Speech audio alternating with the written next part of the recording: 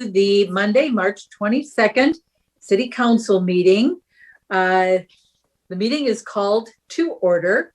I wanted to start the meeting hoping that everyone is enjoying the warmer weather. Last meeting I talked about, we saw some of our first indicators of spring. We have our April 17th spring cleanup coming up. We had our Maplewood tree sale, and I do believe that we are sold out on our tree sale, which is great news.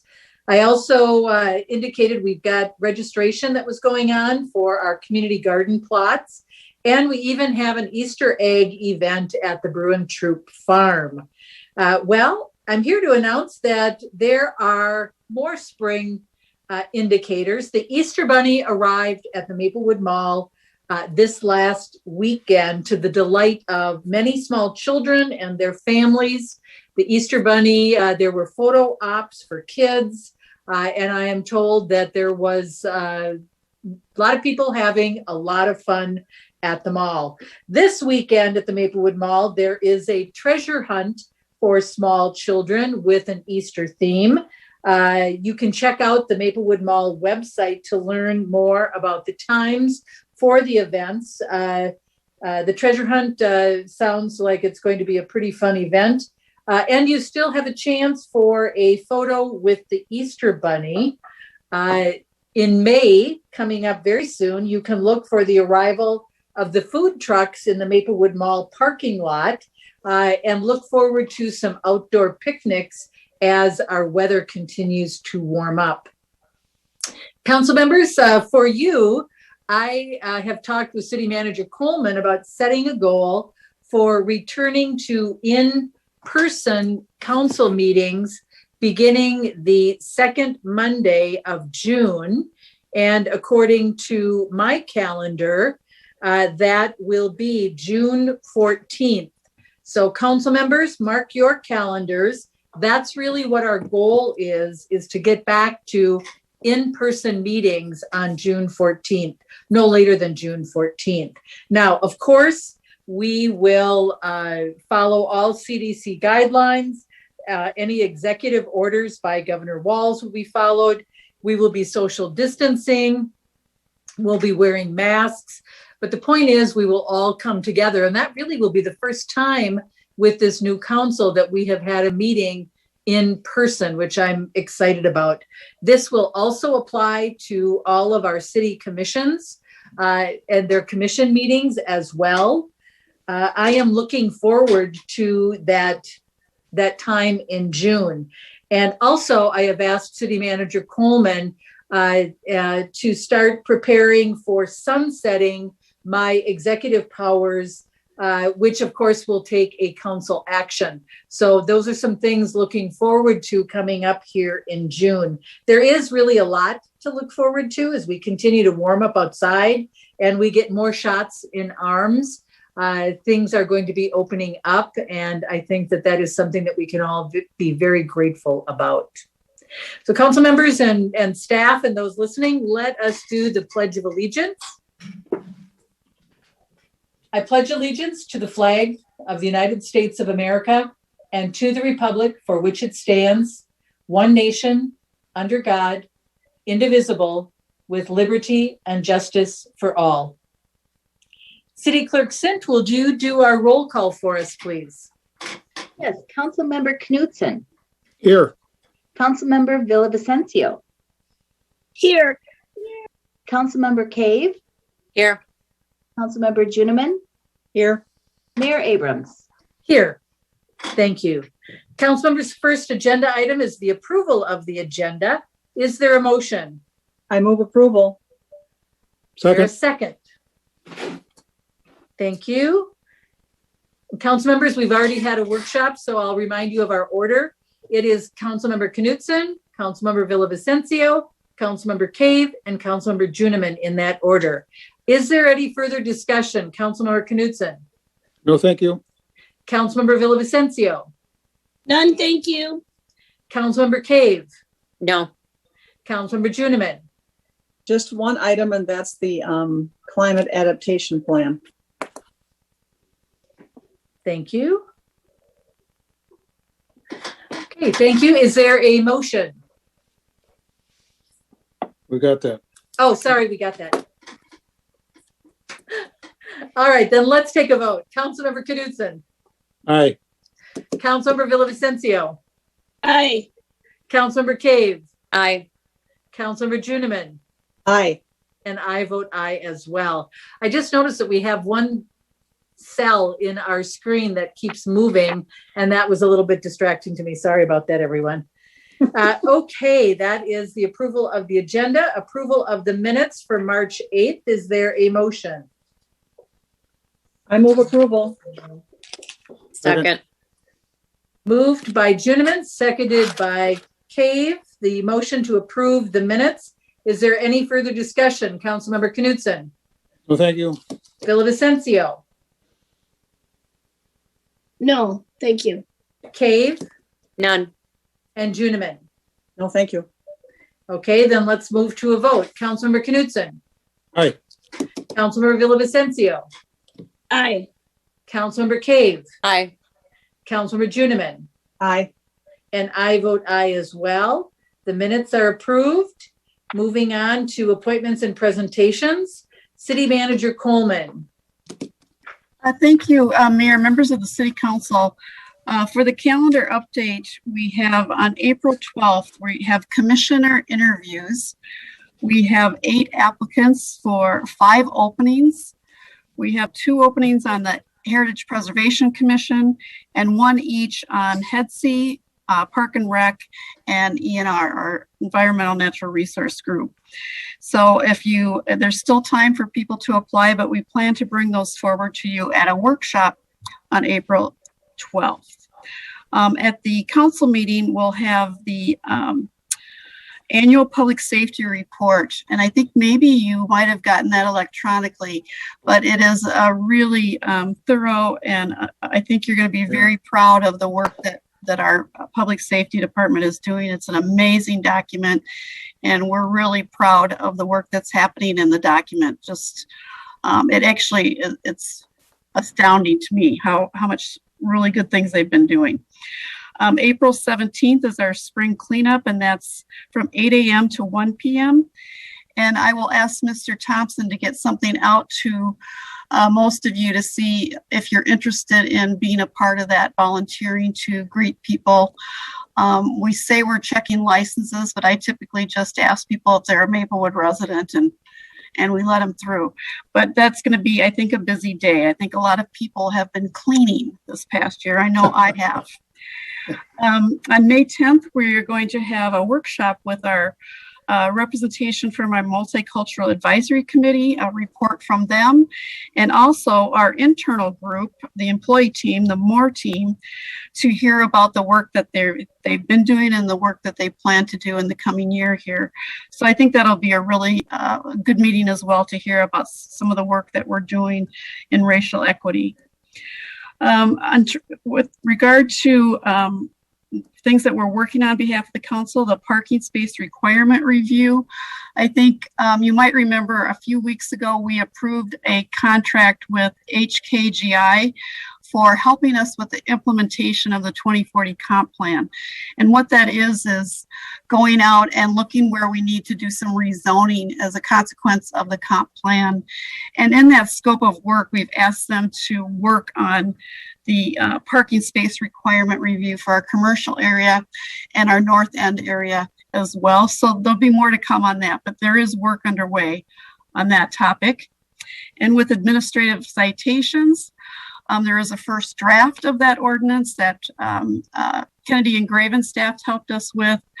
Next steps are to look at other cities to make sure that we understand how that administrative citation process has worked in other communities so that we can learn from those communities as well and look at best practices. So after we do that, we'll have the city attorney review and the city clerk review, and then we'll be bringing that forward. So things are progressing on both of those items. I just wanted to give you that update. And now is a chance for you to bring forward, council, any issues or concerns that you have that you would like staff to spend some time on and bring you some data or information on. Thank you, City Manager Coleman. Councilmember Knutson, is there anything else that you would like to add under council comments for this?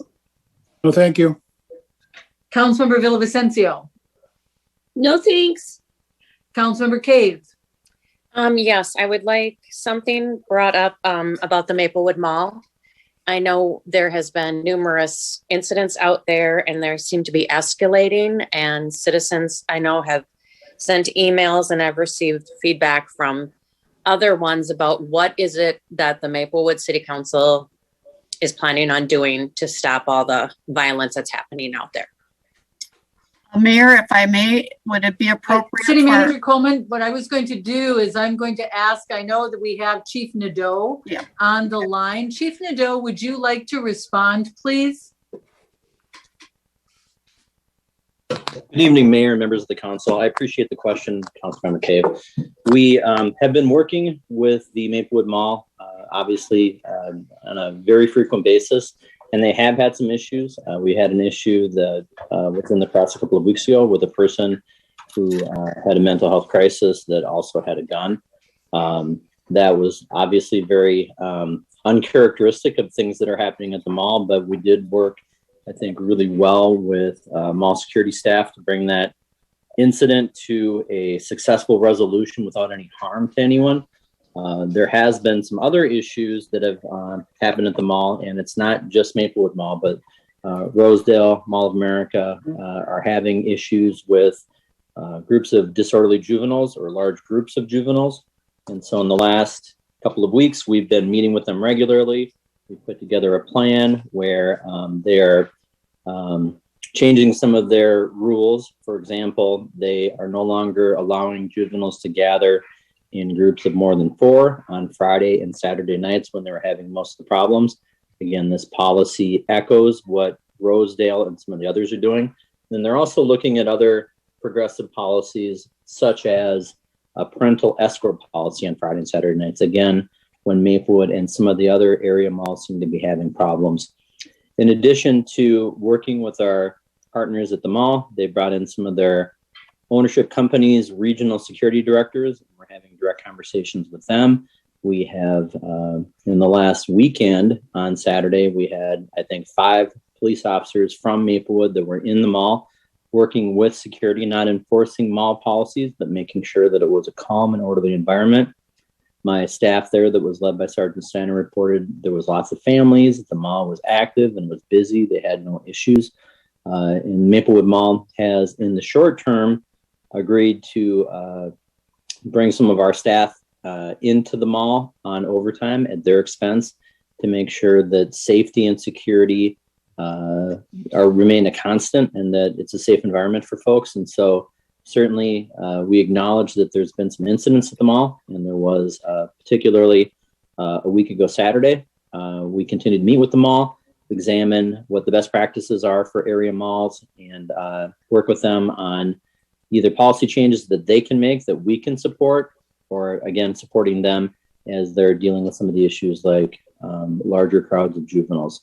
And so again, from last weekend, from Paula Mueller, from our staff that were at the mall, they're seeing some important gains that way, but we'll continue to monitor and partner as necessary. Thank you, Chief, for that. And I'd like to add also, I had a phone conversation with the general manager there, Paula Mueller, today about how the weekend went. And she was very complimentary about our public safety department and also about the success of this weekend and the number of families and children and the activities, the positive activities that were happening at the mall. I can also tell you that I am meeting with the corporate, 2 representatives from the corporation that runs the mall, Washington Prime, the first week of April, along with our public safety department, so that we can make sure that we are really on the road to success and really helping out to support the mall and making that a really positive asset in our community. So those are, I think that's a pretty good update on where things are, and I think what we're looking forward to. at the mall. So I'll be happy to report back to you after I've had a chance to meet with our public safety department and the corporation executives that are flying in to talk about partnering and what kinds of things can happen at the mall. I can tell you that I was told by the general manager today that there is all new furniture in the food court, and there is a new fabulous restaurant, a Cajun restaurant in the mall that is doing a great business. And I'm certainly interested in trying out some of the food that Paula Mueller said it was so good that she ate there twice for lunch last week. So I would encourage my fellow council members to go over there and check out the food court as well. So I really think that we've got a good direction in basically, thank you, Chief Nadeau and Sergeant Steiner for all of their work on this and for all of our staff. But I think we've really addressed the issue. And I think that mall staff is very happy with the direction that things are going. So thank you for bringing that up, Councilmember Cave. You're welcome. And I would just want to thank the chief and yourself for the comments on the updates, because I think a lot of citizens don't realize all the work that goes on in the background. And I just wanted to bring that forward so they can hear that it's not just coming from my mouth, that this is really, it's work that's in progress, it's going on, and it has been for a while. Absolutely. Thank you very much. Mm-hmm. Okay, Mayor, can I ask Councilmember. a question? Oh, sure. Councilmember Knudsen. Yeah, Chief Nadeau, you said that you were having some of the officers work on overtime to support the mall at their expense, of course. That isn't a relinquishing of the no off-duty police employment, isn't it? Is it? Or is it? Thank you for your question, Councilmember Knudsen. So one of the things that you see in some cities, that in fact there was an article in last week's Star Tribune about a St. Paul police officer that was working at essentially an off-duty employment opportunity. I think it was at Catholic Charities, and something happened where he was being sued, and they had decided, the court decided that he was working as an independent contractor, not a St. Paul City employee. We addressed that issue in Maplewood over 4 years ago, where we no longer allow our officers to work off duty, so to speak. Sure. So the only way that we allow our staff to work, whether it's assisting at the mall or at a city event, is through the city and on overtime. So there's no question about the fact that they're there representing their community and working with the full authority of the police department. So, they're covered, and we want to make sure that we have adequate controls in place to make sure that they understand what the expectations are for the work that they're putting in. And so, yeah, there's still agencies, obviously, that allow off-duty employment. Maplewood does not. So they're there representing the city and working on the clock for us. Well, thank you very much. I support that decision. Thank you. Thank you. Okay.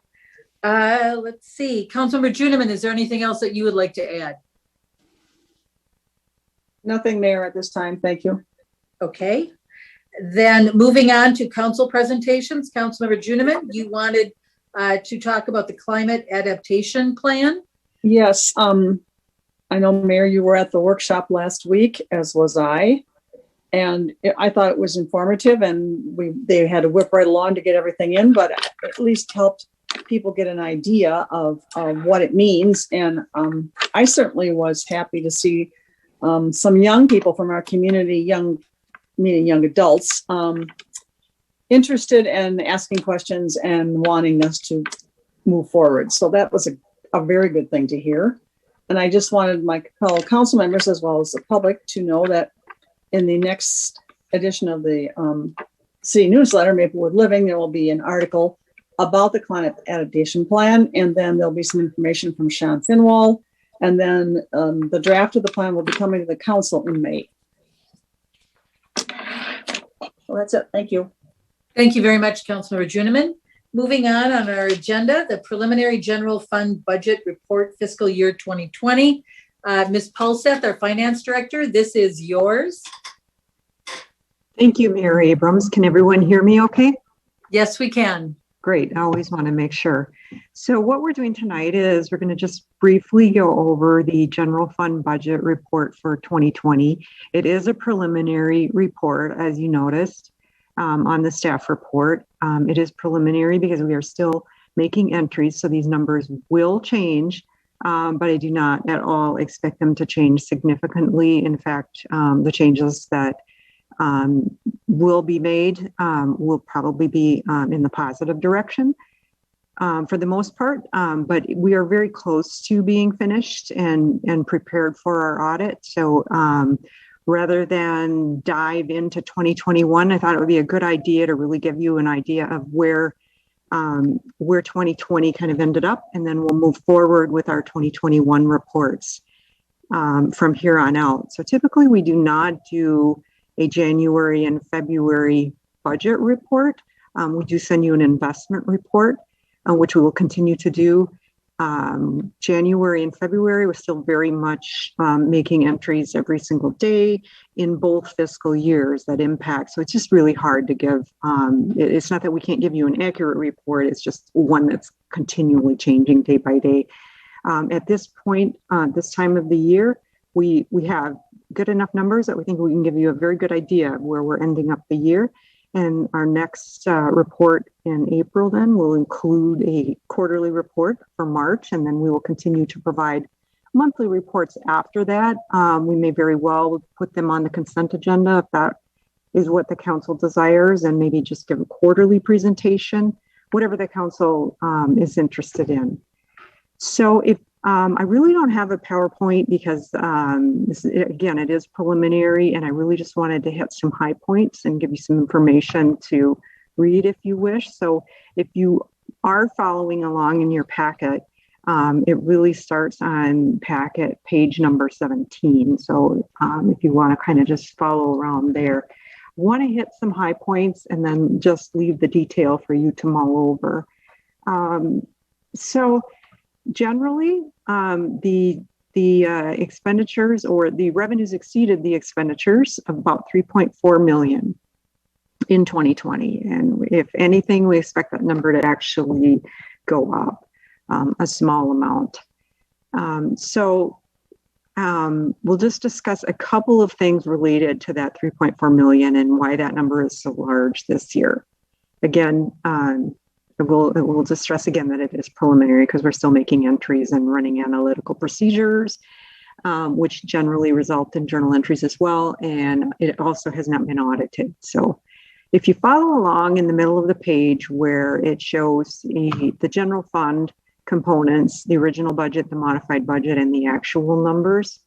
So as you can see in the column with the original budget, we actually planned on having a surplus of $450,000, and that was done. We had some one-time revenues, and it was done to augment the fund balance because it was just a little bit lower than what we were comfortable with. We wanted to use those one-time revenues to augment the fund balance, and so that was actually part of the plan. So part of that 3.4 million was actually planned.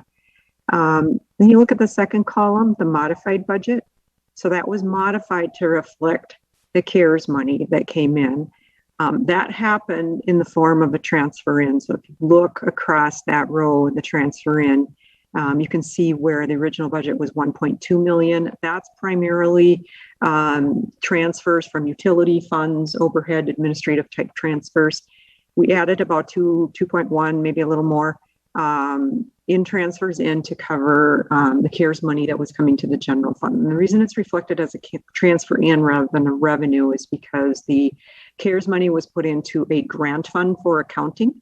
And when the city council allocated that funding, it was dispersed to the general fund, the EDA fund, and then dispersed on out from the EDA fund to the businesses portion that was business relief. So that's why you're seeing it reflected as a transfer rather than a revenue.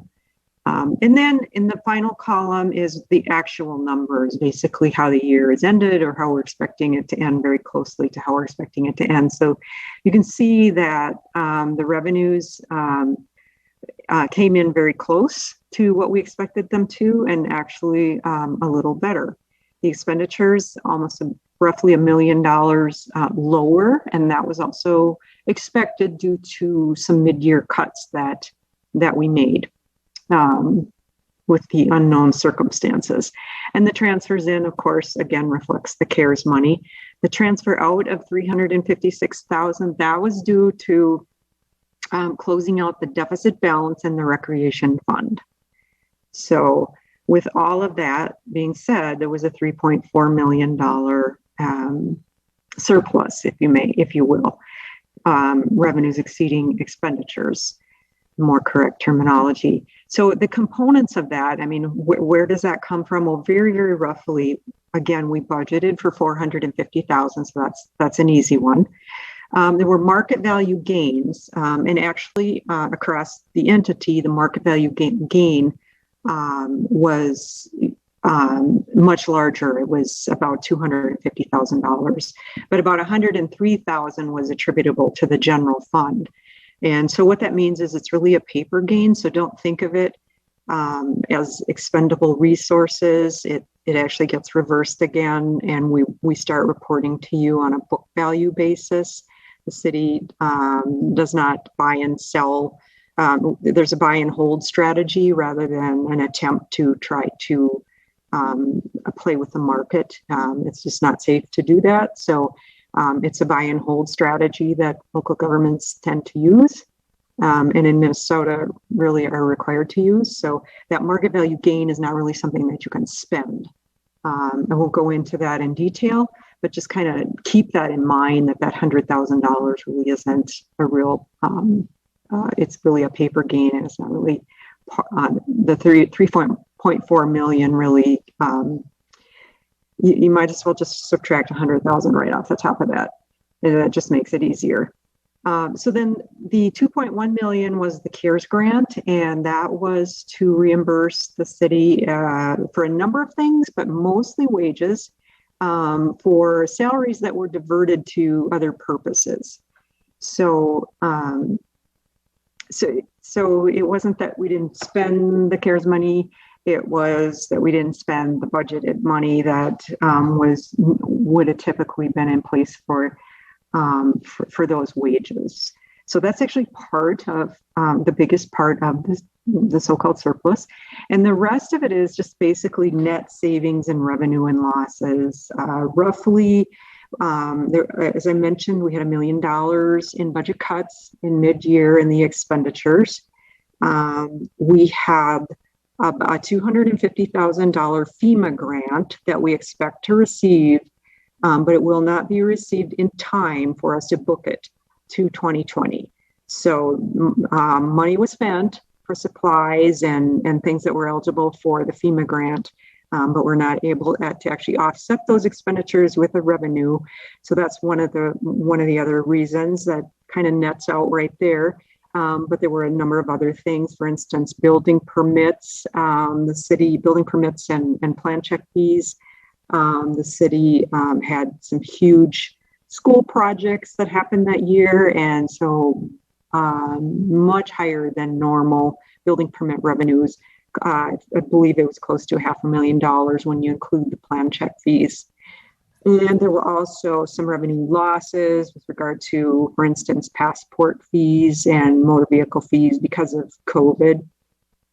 Those were not as significant as the gains in the building permit. So we actually, exceeded revenues in the licenses and permit category overall. So that's just it in a nutshell. And then to take a look at the graph in the middle of the page, the fund balance projections, just quickly to run through that to show where we're at. The red line is our minimum fund balance. So that's basically 41.67% or 5 months of city expenditures. And for those of you who may be new on the council and maybe don't know why the city needs to have that money in reserve, it's because we don't get tax money until the year is half over, and the city needs to pay its bills somehow through that first half of the year. So there needs to be money in the reserves at the end of the year to do that. And typically we budget for about 5 months because there are other revenues that are coming in to kind of cover handle a month of it. So as you can see, we were running about 43%, kind of close to our basement of close to 42%. And in 2020, then you can see the green line is the maximum, and so that's 50%. And that's just a recommended. It doesn't mean you can't go over that. It's just that we want somewhere in between 42 and 50% of our expenditures in reserves to handle the bills. More is always better, but that's kind of a comfortable place where we feel it's kind of fair to everybody, and we're not stockpiling too much money at the expense of the taxpayers. So as you can see, we're looking at about 61% of expenditures that we'll have in reserves at the end of 2020. So very comfortable position to be in. So what happens to that? There's a sentence at the bottom of the page there. So about 2.4 million, and that is the amount that is over and above that 50%. So the amount from 50 to 61 consists of about 2.4 million. Right now, that's dedicated to public safety, or basically the fire station, but that can be modified at any time by the city council. And the reason that it's dedicated for the fire station is because it's that the money was needed because of, as you well know, land sales that you're currently working on have not taken place yet. So you all know that those discussions are ongoing, and we hope that those things happen, and that the city council will then have other options to look at. It's whatever the council desires. You can keep it for a rainy day. You can augment the rainy day and allocate some of the funding to other interests that the city might have, or other needs that the city might have. So that's kind of it in a nutshell. And I only want to touch on two things on the next page, which is page 18. I've kind of got a narrative there of the revenues, and I won't go into it deeply, but you can see that the revenues came in at slightly higher than budget, just about $100,000 higher than what we had in budget. So just kind of a nice place to land. And again, that had to do with building permits exceeding our expectations, and that kind of compensated for some of our other shortfalls. And that's kind of usually what we strive for when we actually set these numbers for the revenues. We try to be somewhat conservative, and sometimes we win and sometimes we lose. Hopefully we don't lose across the board. Unfortunately, we did not. The next page, expenditures, we're ending the year at about 95.4% of the budget, so about $1 million below the budget. So you can see, why the surplus. And part of the reason of that is how I just explained that in the middle of the year, we did cut expenditures, or I shouldn't say in the middle of the year, probably in the first quarter when COVID first hit, and there were so many unknowns, and there was no federal funding in sight at that point. So that narrative kind of explains each department. So I'll move on and kind of hit page 21 is the investment report. I won't go into that tonight, but this is actually the investment report for December. I won't go into that very deeply tonight because we talked so much about the budget aspect of it. So one more thing on page 20, the next page, which would be packet page 22. So that is the general fund report, the way it looks as of the moment that I ran this report. Again, preliminary. But I just wanted to point out, as you can see in the first column, budgeted revenues and amended budget is the modified budget, so that would include that CARES money down below. Revenues of 22 million. Revenues came in at 100.4%. That's a decent number. As you can see, last year the revenues came in at 101.7%, so not too bad. But we're very thankful for those building permit fees. Obviously, you can see licenses and permits was a significant part of that story this year. Also on the top line, you can see that property taxes came in at 99.2, so very close and actually slightly better than last year. So very, very pleased with that number. We hope that continues. Our concern next year is that petitions may be filed by some of the businesses who experience severe hardships with the COVID closures. Expenditures overall at the bottom line, 95.4%. As I said, I just want to point out 2 line items. That's finance, 103%, so over the budget. That includes the DMV. And so that includes a couple of extra positions that were required to be out in the lobby and kind of running those operations so that we could control the number of people in the lobby. Those positions were funded by that CARES grant that you see coming in as a transfer in. So that's the offset.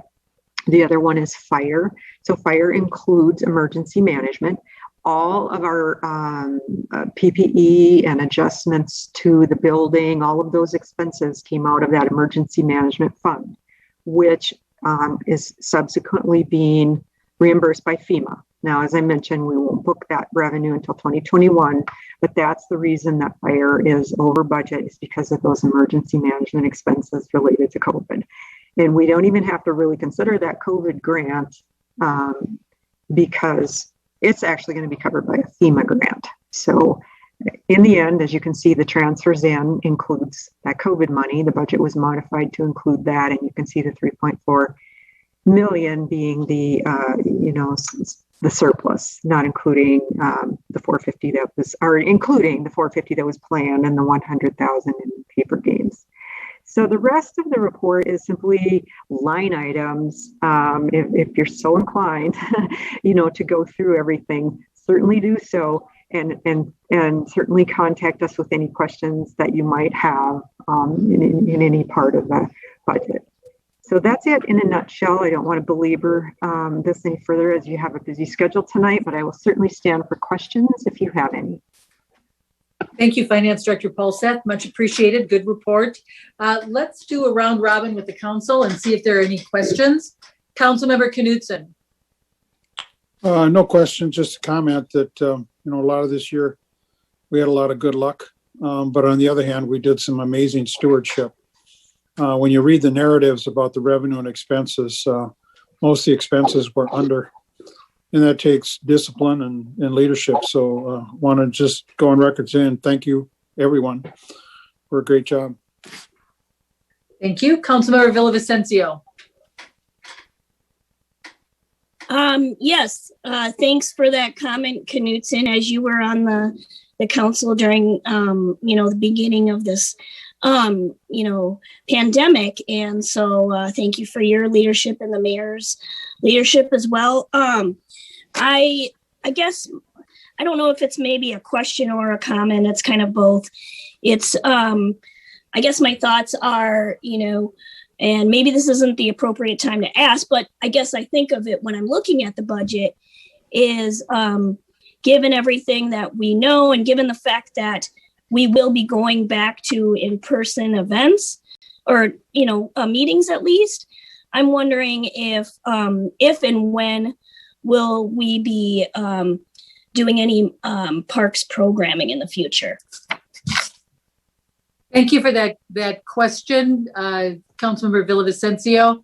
I know that I don't know that Audra Robbins is on the Zoom with us, but I do know that on our website there is more parks programming that is on our website and also in conjunction with the Y.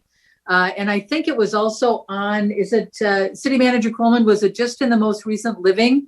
I know I've been learning about it, but there were program details in the last edition of Maplewood Living. We also have a lot of information on our webpage, which has links to other community programming as well. And while I'm mentioning that, I will also say that Audra and Neil Brenneman are both working on how to continue the work that we had with our task force, both the Nature Center and the Park and Rec Task Force, to continue to look for partnerships and other opportunities to augment our department. We are bringing back seasonal employees this year to open up Wakefield and to be able to open that up for rentals. And we're doing a lot of programming. What we're doing is we're keeping all the fields available for all of the sports leagues. So most of that will continue. It's just that we're not making all the arrangements as we were in the past. We're still doing some of that, but we are working through some of those programming recommendations that came out of those two task force groups. And we plan on reporting back to you on the state of all of that at our June meeting. Thank you, City Manager Coleman. Councilmember Cave.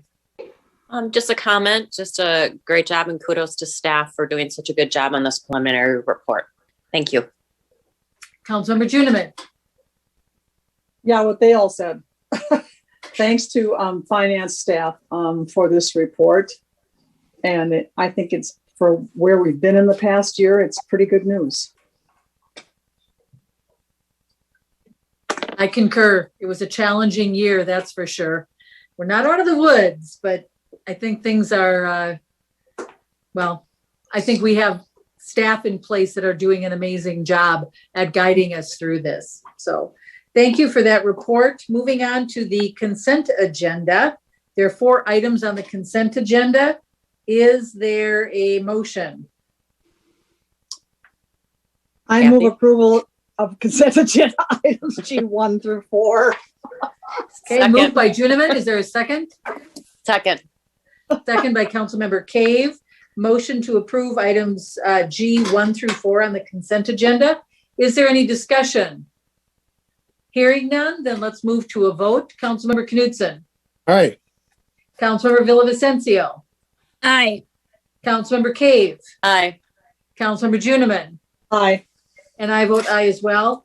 Council members, I always marvel at this. Here I'm talking about spring and how we have all these indicators of spring, and we just approved the purchase of road salt for 2021-2022 winter season. You know, we really got to, we are very good at planning, aren't we? Plan ahead. Yeah, plan ahead. So, okay, moving on to public hearings. We do have a public hearing tonight concerning host approval of the healthcare revenue notes and bonds for the New Harmony project at 1534 County Road C. Ms. Paulseth, this is your staff report. I'll turn it over to you. Thank you, Madam Mayor.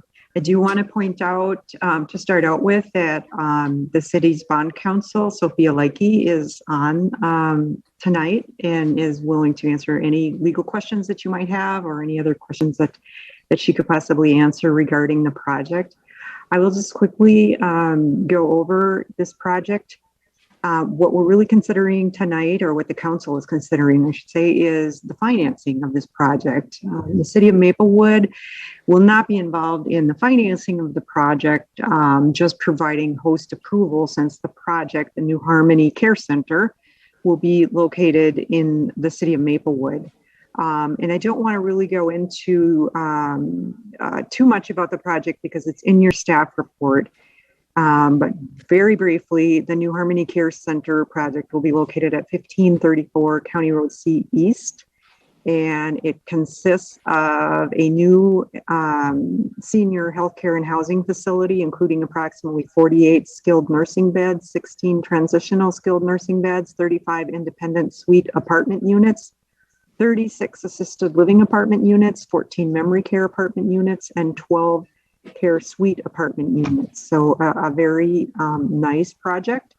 The project is being constructed, or is proposed to be constructed, on property that is currently not taxable. Property taxes, it's non-taxable. So there may be a mix of taxable and non-taxable after the project is completed, but the city is not losing any tax revenue because of this project. I wanted to make sure that was pointed out. The city of Maplewood as a small issuer, like other small issuers, is authorized to issue up to $10 million in bonds each year. The city has already issued $9.5 million for the fire station. When I say bonds, I mean tax exempt bonds. So the city has basically used up its capacity for tax exempt bonds, but many of the surrounding cities have not. So those cities will be combining with the city of Maplewood in a joint powers agreement to put together financing, and those cities will be using some of their capacity to finance this project. Now, they're not financing it, the cities are not financing it, but the law allows these cities to allow or provide for the 401c3 organization, or 501c3, I should say, I'm sorry. I was reading MS 462. That's the statute.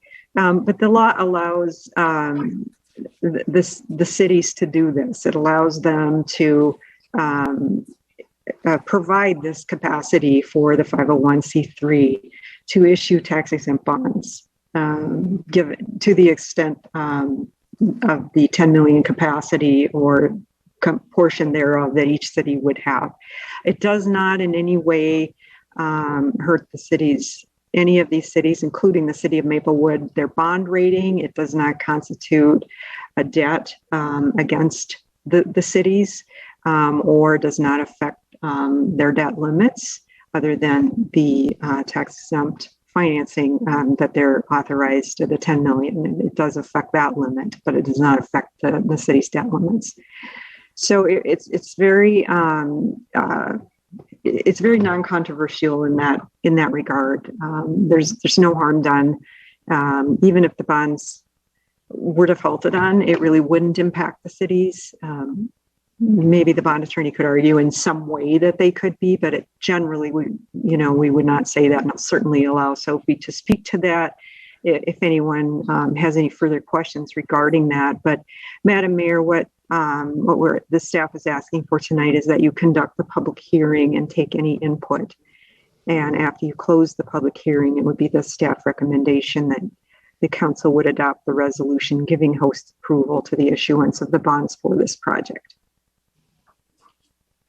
Thank you for that report, Finance Director Paulseth.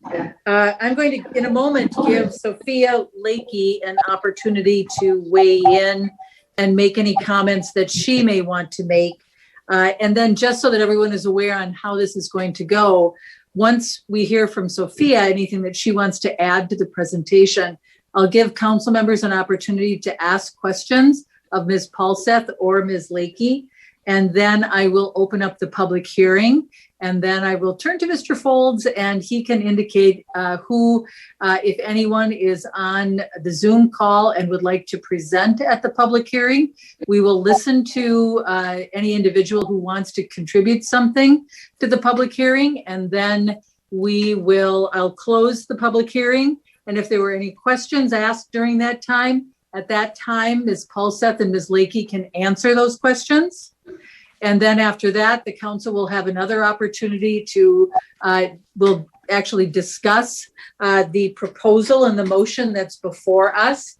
And then ultimately, if there's a motion, we will take a vote on it. So Ms. Lakey, do you have anything that you would like to add to this report? Thank you, Madam Mayor. Not really. Ms. Paulseth provided a really good summary of this proposed bond financing.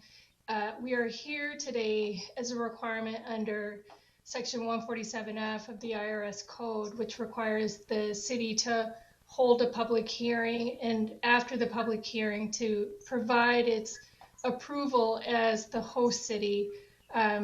The other issuers of the bonds for this project, including the city of Hampton, the city of Landfall Village, city of Falcon Heights, and the city of Little Canada, will similarly hold public hearings and will provide its approval for the issuance of their own bonds.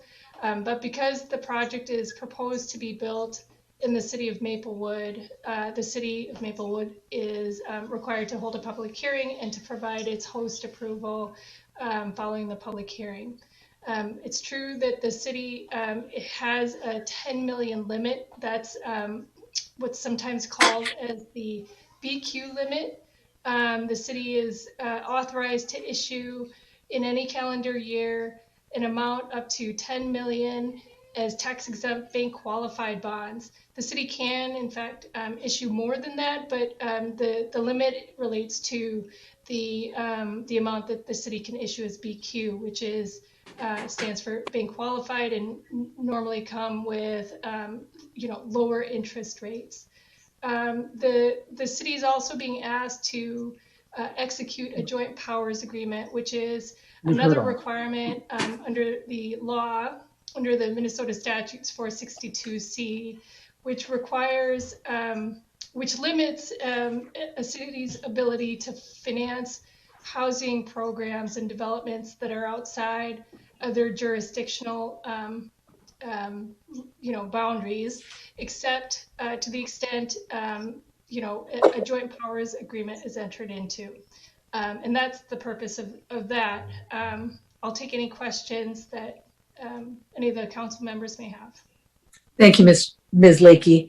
Okay, council members, questions for either Finance Director Paulseth or Ms. Lakey. Councilmember Knutson. I need to recuse myself from this issue from discussion and voting due to a business relationship with the applicant. Okay, thank you. Councilmember Villavicencio. None at this time. Thank you. Councilmember Cave. None at this time. Councilmember Juniman. Thank you, Mayor. This is, I guess, more a curiosity question, but how are the cities that participate in this chosen? Does the 501c3 organization look for these cities, or how does that work? Just for everybody's edification. Sure. Obviously, we're the host. We're the host because it's going to be in Maplewood. But how are the other cities chosen to participate in this joint powers? We'll find out the answer. Either Finance Director Paulseth or Ms. Lakey, do you have an answer for that? Sure, Madam Mayor, I can start out and Ms. Lakey can certainly add to it. So they're actually chosen, they're kind of neighboring cities for one, but so they're kind of chosen by both bond counsel and the applicant. They call around and just basically find out if the cities are interested, and typically they are. There's usually not a good reason to not be involved in something like this of this scope. They typically would charge a fee. Each city would charge a fee for this consideration. So, Councilmember Juniman, you would probably be the only one who might remember. I believe the last time the city of Maplewood provided host approval was on a project that was done for Hill Murray. Yes. So it's been a little while, but the city does have some history in doing these kinds of host approvals for projects inside the city, even though they may not be able to participate in the financing. So, Madam Mayor, with that, if you'd still like to call on Ms. Lakey, please feel free to do so. Okay. Councilmember Juniman, does that answer your question sufficiently? Yes, I noticed, most of them are geographically nearby, so to speak, and I presume that might have something to do with how they participate, because could be a regional asset, this type of a senior living facility. But that answers it. Thank you. Thank you very much. Okay, we've gone through our questions, and with that, I'm going to open up the public hearing concerning the resolution giving host approval to the issuance of healthcare revenue notes and bonds, the series as written in our council packet. Mr. Folds, is there anyone who would like to comment during the public comment? Good evening, Mayor and Council. There are no individuals on the line. Okay. Well, seeing that there's no one interested in participating in the public hearing, Mr. Foltz, you want to check, has anyone else joined us? I feel better if we check twice, you know? Fair enough, Mayor and Council. There's still no one on the line. Okay, thank you. Then I feel pretty confident that I am going to close the public hearing. And now we are going to go around and see if there are any questions of council members or any comments that they would like to make. Councilmember Villavicencio. None, thanks. Councilmember Cave. No, thank you. Councilmember Juniman. No, thank you. Okay, and I have no questions either. I think the report was very clear. Is there a motion?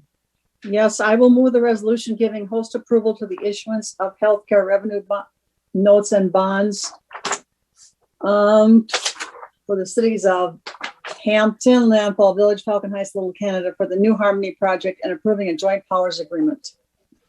I'll second. It's been moved by Juniman and seconded by Cave. The motion to approve the resolution giving host approval to the issuance of the City of Hampton, Landfall, Falcon Heights, and Little Canada. Is there any further discussion?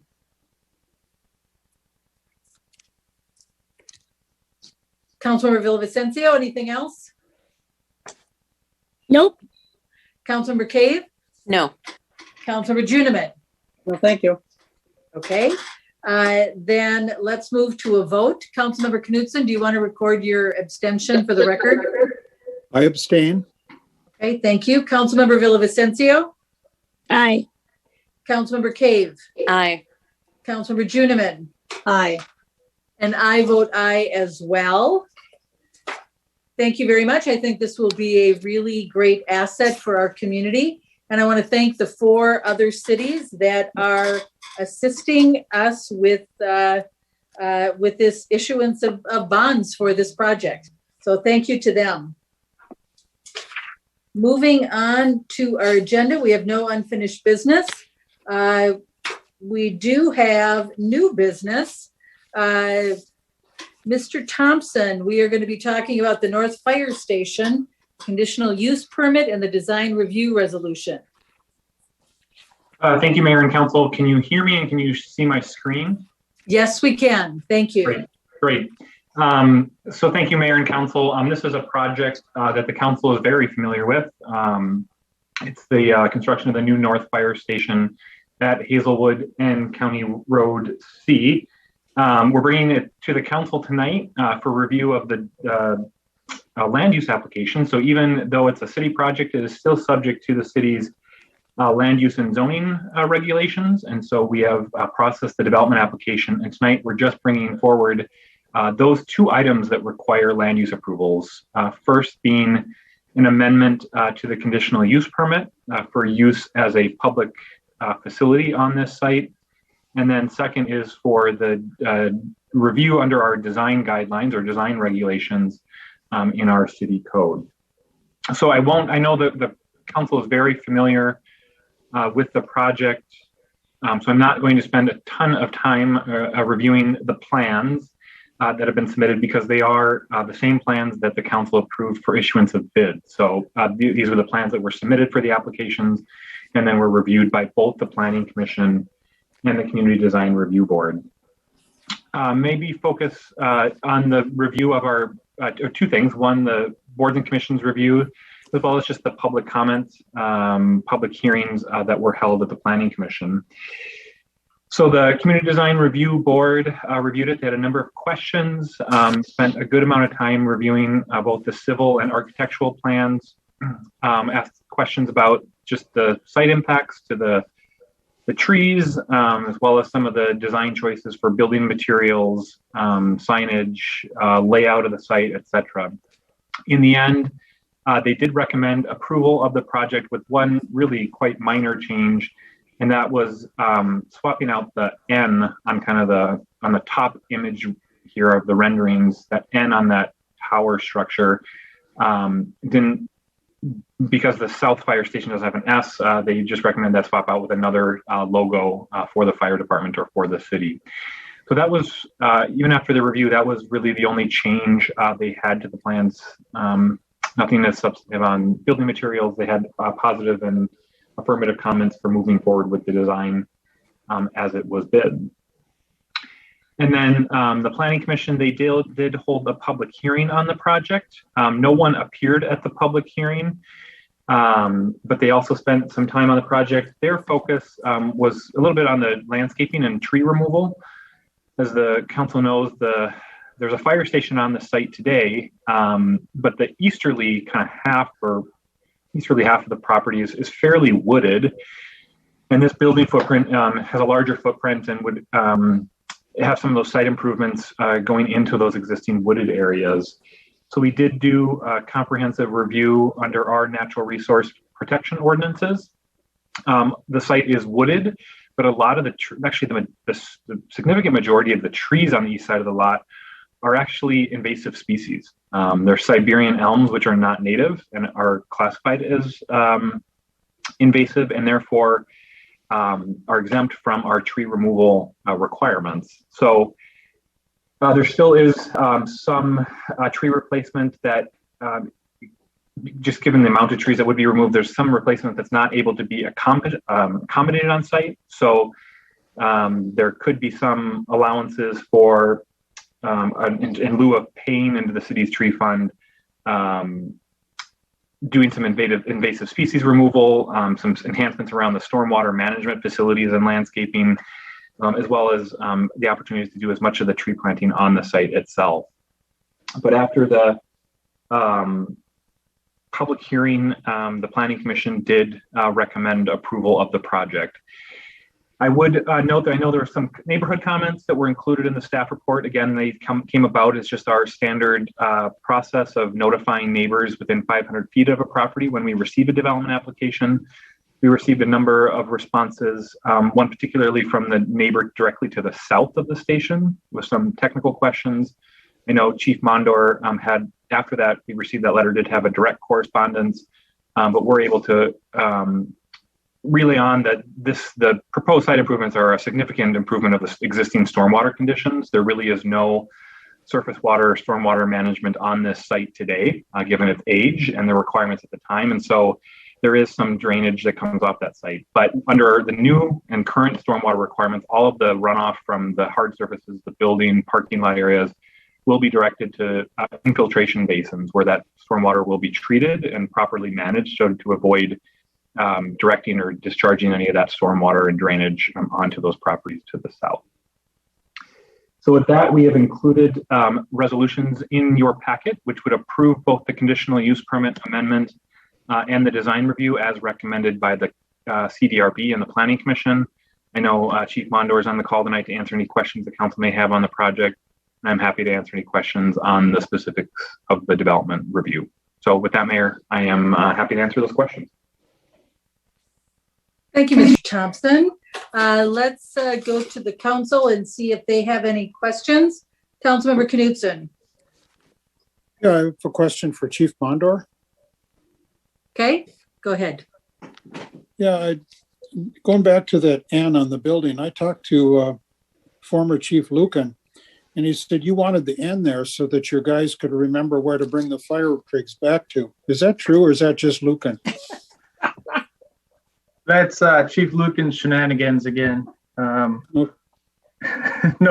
we had it in there as a placeholder, knowing that the signage would change, and honestly, it wasn't very popular with staff.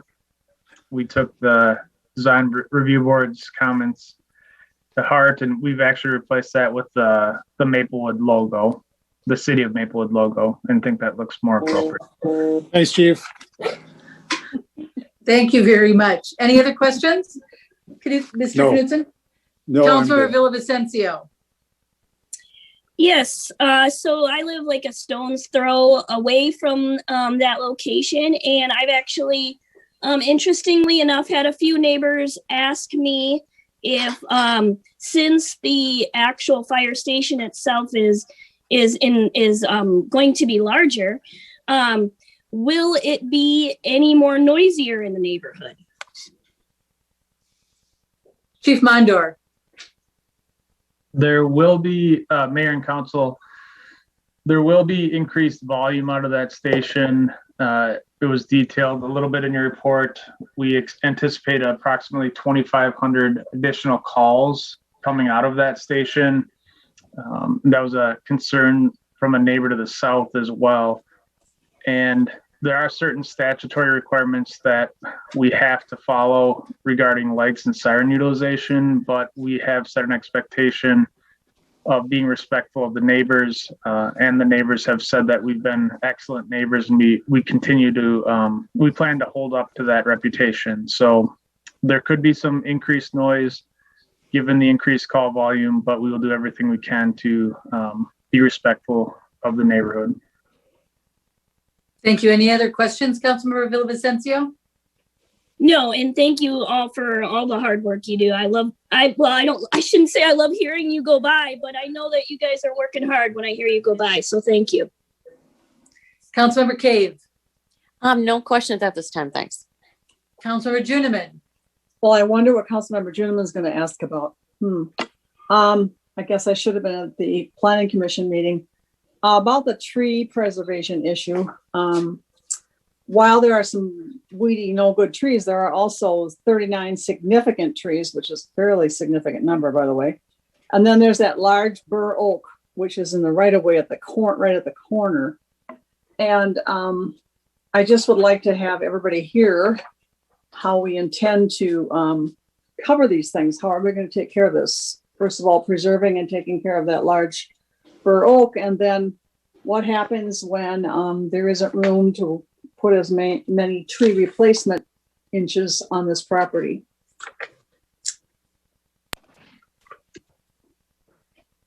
I think, Mr. Thompson, this might be something for you to respond to concerning the trees. Certainly, Mayor and Council. So I'll maybe start first with the large oak tree on the northwest corner of the site. It's driven by it. It's very prominent on the site. We've had a number of meetings with Chief Mondor as well as Steve Love in Public Works. We've also engaged Ramsey County. The discussion has been one, Chief Mondor has relayed that it's always been a priority of the project to maintain that tree, to keep that tree on the site. The conversations have been because our comp plan calls this as a priority segment for a sidewalk connection. There's a sidewalk currently on the south side of County Road C, west of Hazelwood, and our comp plan calls for an extension of that sidewalk. So we would, as with any development application, we look for opportunities to implement our trails and sidewalk plans. And so the condition that's included in the packet is that both things need to happen. Both the tree needs to be preserved, that's a requirement, as well as the installation of a sidewalk. And we've identified kind of two alternates plans that can accomplish both of that, which would be approved by the county, which is the entity whose right of way that sidewalk would be in. But we think both things can happen. The sidewalk can be added as well as the tree preserved on that northwest corner. Okay, thank you. And then you'll note in the 39 trees, that reflects the trees that are significant. So they're not invasive, they are native and of a size that makes them significant trees. Even as a public project, it is still subject to our tree preservation requirements. And so there's a number of options. One, there can be a payment to the tree fund. I think that amount is like $32,000, but then there's also credits for things that are already being accomplished on the site for that amount that accomplish other natural resource goals. So that could be doing some invasive species removal in the remaining part of the woodland that would stay, or the trees that would stay, doing some natural resources management, doing kind of more native or enhanced plantings within the stormwater infiltration basin, as well as just upsizing or planting additional trees as feasible. So we'll work on those final details as the plans get finalized on the kind of the best path for complying with those tree ordinance provisions. So will you be basically connecting with our environmental planner along the way? Is that what I'm to make of that? Correct. And that's correct, Councilmember Juniman. Sean Finwall has been engaged Right. in those conversations as we've been talking about this project specific. And one of the reasons I obviously bring this up is because of who I am, but the other piece is I've sat through other projects here where we've tried to hold people accountable, and we had, shall we say, not the best luck right out of the chute originally at 3M with some planting. And so I want to hold us to the same standard that we hold other people to. That's my main goal. And I think that what you're planning is probably a good idea, but if in the end we have to pay into our own tree fund to meet these standards, I for one would like to see that happen. Thank you. Thank you, Councilmember Juniman. Mr. Thompson and Chief Mondor, I just wanted to, I know you touched upon some of the citizen concerns that were raised before, but if you could just, I'm looking at page 116 of 159, and there a resident raised concerns about the fencing. Yeah. Can someone address, have you specifically spoken with this resident about their fencing concerns? Mayor Abrams, I can answer that. Thank you. Mayor and council, we have spoken to the resident. He resides directly to the south of the station, has had some history of water issues, which he detailed. And when we designed that south end where the staff parking area would be, we designed it so that there was a privacy fence so that lights wouldn't be shining into their property. After some conversations, we came to an agreement about altering the location of the fence that he preferred, and that would also benefit the property. So we've addressed all of his concerns detailed in his email, and I've sent that to him in writing. So I believe we've substantially addressed any concerns related to the project. Thank you very much for that. Okay, council members, then we have two different motions to consider. Would someone like to make the first motion?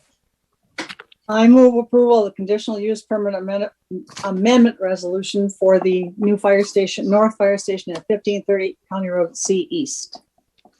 Second. Is there a second? Moved by Juniman, seconded by Knutson. The motion to approve a resolution for conditional use permit amendment for a new fire station building at 1530 County Road C East. Any further discussion? Councilmember Knutson. No, thank you. Councilmember Villavicencio. No, thank you. Councilmember Cave. No, thank you. Councilmember Juniman. No, thank you. Okay, then let's move to a vote. Councilmember Knutson. Aye. Councilmember Villavicencio. Aye. Councilmember Cave. Aye. Councilmember Juniman. Aye. And I vote aye as well. There's a second motion before us, council members. I further move the design review resolution for the new fire station at 1530 County Road C East. Okay, and this is the one date stamped February 4th, 2021. Yes, Thank you for that clarification. Is there a second? Second. Moved by Juniman, seconded by Villavicencio. The motion to approve a design review for project plans, date stamped February 4th, 2021 for the fire station building at 1530 County Road C East. Any further discussion? Councilmember Knutson. No, thank you. Councilmember Villavicencio. No, thanks. Councilmember Cave. No, thank you. Councilmember Juniman. No, thank you. Hearing none, then let's move to a vote. Councilmember Knutson. Aye. Councilmember Villavicencio. Aye. Councilmember Cave. Aye. Councilmember Juniman. Aye. And I vote aye as well. Thank you very much. We move on to our final two items tonight, which are our street projects for this spring and summer. Mr. Love, I'm assuming that the first one, Montana, Nebraska, is yours. Yes, Mayor and Council, good evening. I will pull up a map here. So the first project, as you mentioned, is the Montana, Nebraska project, which includes the streets that are shown in black here. The plans and specifications have been completed by staff. These are very important so that we get a good, accurate bid. that the project is constructed to meet current standards and that we deliver a good quality product for our residents.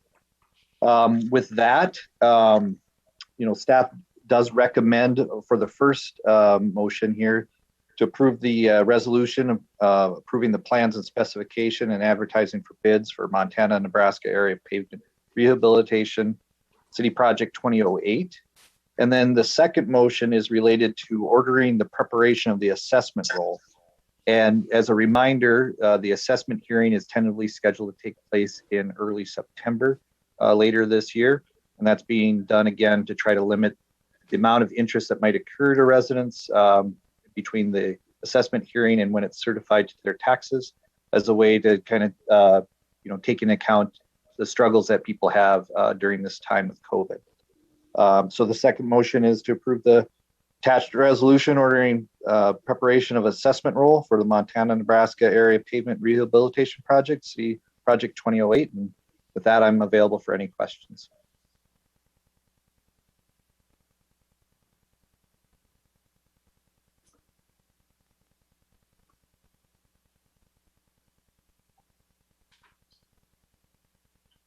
Mayor, you might be on mute. Thank you very much. Maybe there was a coup. I thought I was on mute. I was frantically trying to find my button. Steve, we didn't hear a word of what you said. Yeah, we heard everything. Thank you. I really will be glad when we are back in person and we don't have to do this any longer. Okay, so any questions? Thank you for that report, Mr. Love. Councilmember Knutson, do you have any questions? No questions. Councilmember Villavicencio. None at this time, thanks. Councilmember Cave. I have one, and it's Steve. There was a gentleman who contacted me. He couldn't get through the night of the meeting. Something was wrong with his phone. He had questions about, he lives in Nebraska. Last name is Blanda. And if you just want to get me the information, I can get back to him. But number one, he wants to know, he had concerns because McKnight is starting to buckle. And he thought that was ours. He wasn't sure. And then he's afraid this new project going in with the fact that McKnight is a new road and it's already buckling. He doesn't know who to contact with that. Sure, Mr. Love. Mayor and Council, I'd be happy to get you the right information, or I can reach out to this person as well. Okay. As you mentioned, McKnight is a county road, and we can certainly coordinate with the county to help that out. Okay. I'll get you his information. Thank you. Yep. Thank you. Councilmember Juniman. No, I think this neighborhood's going to be ecstatic to get those excuses for roads fixed. I agree. So with that, council members, we have two motions tonight concerning the Montana, Nebraska area pavement rehabilitation project. Would one of you like to make a motion? I move to Motion. approve the resolution approving plans and specifications and advertising for bids for the Montana, Nebraska area pavement rehabilitation project. Is there a second? Second. Moved by Juniman, seconded by Cave. The motion to approve the attached resolution approving plans and specifications and advertising bids for Montana, Nebraska area pavement rehabilitation project. Is there any further discussion? Hearing none, let's go to a vote. Councilmember Knutson. Aye. Councilmember Villavicencio. Aye. Councilmember Cave. Aye. Councilmember Juniman. Aye. And I vote aye as well. There's a second motion. Would someone like to make that? I move to approve the resolution ordering the preparation of the assessment roll for the Montana, Nebraska area pavement rehabilitation project. Second.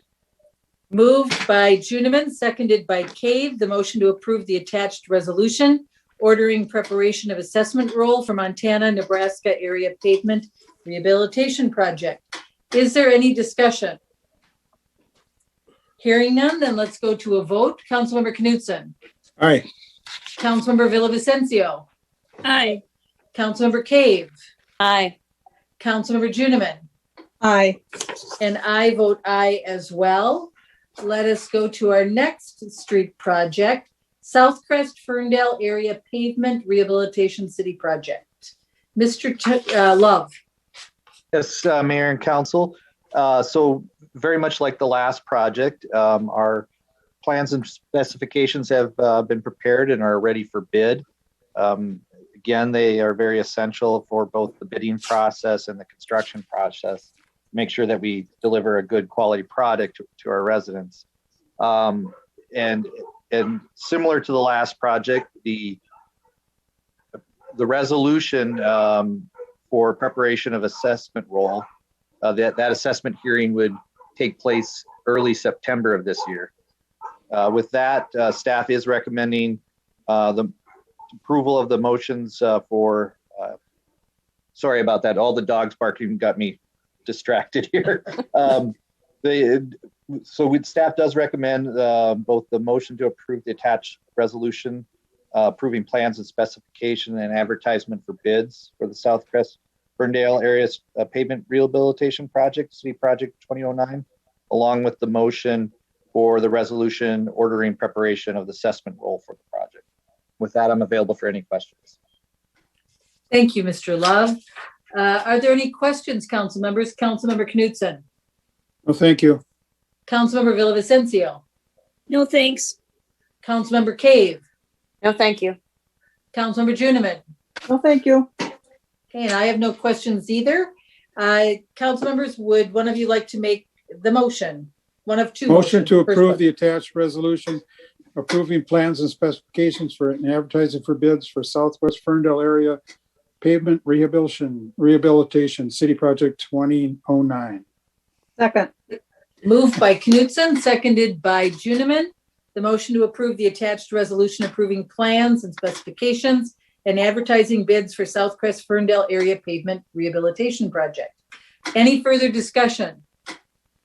Hearing none, then let's go to a vote. Councilmember Knudsen. Aye. Councilmember Villavicencio. Aye. Councilmember Cave. Aye. And Councilmember Juniman. Aye. I vote aye as well. Council members, there's a second motion.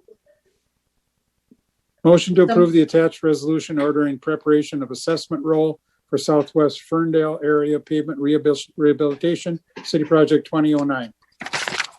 Second. Moved by Knudsen, seconded by Juniman. The motion to approve the attached resolution ordering preparation of assessment roll for Southcrest Ferndale area pavement rehabilitation project. Is there any further discussion? Hearing none, then let's go to a vote. Councilmember Knudsen. Aye. Councilmember Villavicencio. Aye. Councilmember Cave. Aye. Councilmember Juniman. Aye. And I vote aye as well. Council members, we have gone through our agenda for tonight. And what I'd like to do is give you any opportunity that you'd like to make. I know this is an artificial way that we have to do these Zoom meetings. And so by giving you an opportunity for some type of a closing remark about, I think that tries to balance out the fact that we have to do this in an orderly way and that we're all sitting in our homes. And this is certainly, hopefully it's going to be a very short-lived thing and we'll be back together.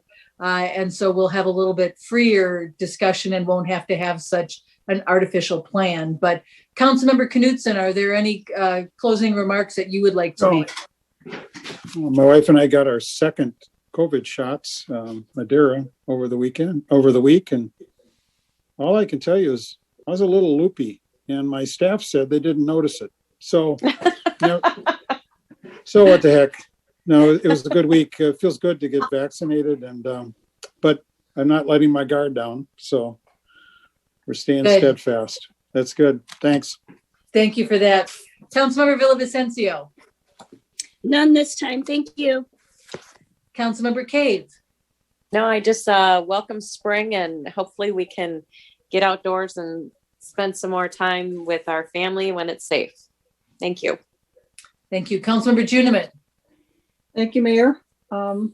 Yes, we have held on all this long, and I have to say, Mayor, it seems a little less artificial than it did originally. I have to say, I think you've done a wonderful job of keeping it orderly, but giving everybody a chance to say something. So I appreciate that a lot. And like the Knutsons, the Junemans have been duly vaccinated now, and we're done with our 2 weeks after the fact. So I guess we're as well preserved as we can be. But again, like the Knutsons, we will be observing social distancing and wearing masks, and hope everyone else will do the same to keep everyone safe. And I have to admit that we now have whether we know it or you know it or not, we have a city mascot. That would be my dog, the 2.5-year-old Airedale, who insists he needs to be at these meetings. So he lies at my feet during all of his meetings. And I guess he thinks this is interesting or something. I'm not sure. But now he's the official, as I see it, Maplewood City Council mascot. There you go. Thank you for that. Thank you. And council members, thank you for your wisdom tonight. Staff members, thank you for pulling all of this together. We certainly couldn't keep doing all of this by Zoom without all of your efforts. I will say that I've had my first shot. My second one comes next week. And so I'm really looking forward to that. More shots in the arms, and the closer we get to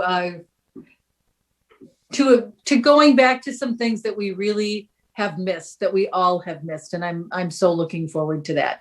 So with that, council members, thank you again for all of your help and your wisdom tonight. And with that, we are adjourned. Thank Good you, night, Mayor. everyone. Thank you. Night. Good night, everybody. Night.